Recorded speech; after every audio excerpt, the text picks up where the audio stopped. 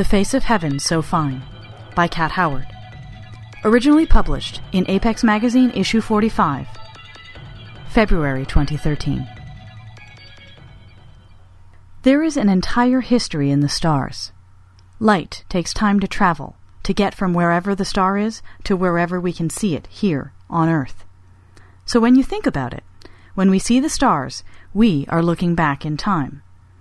Everything those stars actually shone on has already happened. But just because a story already happened, that doesn't mean it's finished. Juliet was the bleeding heart of a story, made flesh and made gorgeous. She was all eyeliner and fishnets, the kind of girl who looked like she'd carved designs on her own skin, not because she was trying to hurt herself, but just for the beauty of it, you know? It wasn't ever herself that Juliet cut, though. It was her lovers. All of them. That was the deal. A fuck, and then a perfect star cut out of their skin. The scars were like a badge of honor, proof you'd been with her. People would ask her to put them someplace visible, those little stars she cut out of people. But Juliet chose. Juliet always chose. I fell in love with Juliet the first time I met her, which doesn't make me any different from anyone else. I know that. That's just how it was with Juliet. If you fell in love with her, it was an instant headlong crash. I don't think she fell in love back. It didn't matter. She was like a star, so bright that everything else seemed dim when she walked into the room. It was enough to be in her orbit. I met her for the first time at a party. I knew who she was. Everyone knew who Juliet was. She was a love story with a knife and a tattoo of an apothecary's vial.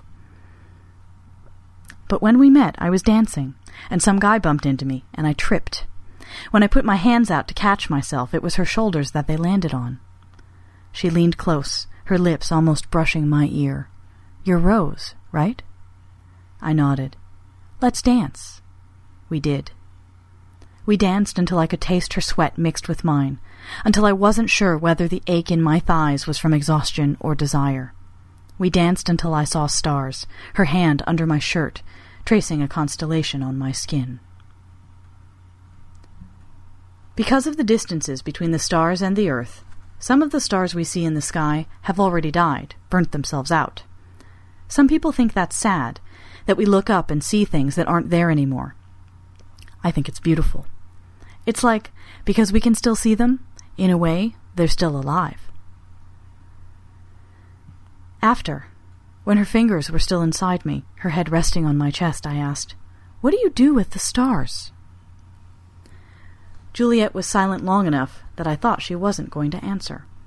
Then she said, "There was a boy, and I loved him. It was the kind of love people write poetry and songs about. He burned brighter than the stars, and then he died. And I didn't. I thought I would, but I didn't." She climbed from the bed and looked out the window. "I promised I would cut him out and hang him in the heavens. That way everyone can see him, and when they do, they'll know he was worth everything." Juliet cut the star from the skin on my chest, right over my heart. She used a dagger. "It was his," she said, when I asked. It hurt. Of course it hurt. The star of the skin was the least of what she was cutting out of me. I had never wondered before how it was that people fell out of love with Juliet. The scar healed cleanly. Not just cleanly, but perfectly, a star shining on my skin. I look for him in the sky, that boy that Juliet loved so much that she would change the face of heaven for him. I don't know how long it takes the light from those stars, the ones that she hangs, to reach us here, but I know that it will. I wonder if light reaches back in time, too. Maybe it's impossible, but a lot of things are, and they happen anyway. I see the stars, and I wonder if that boy ever looked up at the sky and knew how much Juliet loved him. The kind of love people write songs and poetry about. The kind of love that is written in the stars. Kat Howard's short fiction has been performed on NPR as part of Selected Shorts and was included in the Year's Best Science Fiction and Fantasy 2012 edited by Rich Horton. You can find her work in Lightspeed, Subterranean, Apex, and various other magazines and anthologies, including Oz Reimagined, edited by John Joseph Adams and Douglas Cohen. She lives in the Twin Cities, and you can find her on Twitter as @CatWithSword.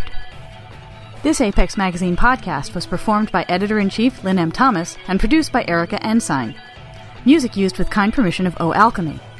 Apex Magazine Podcast, copyright Apex Publications.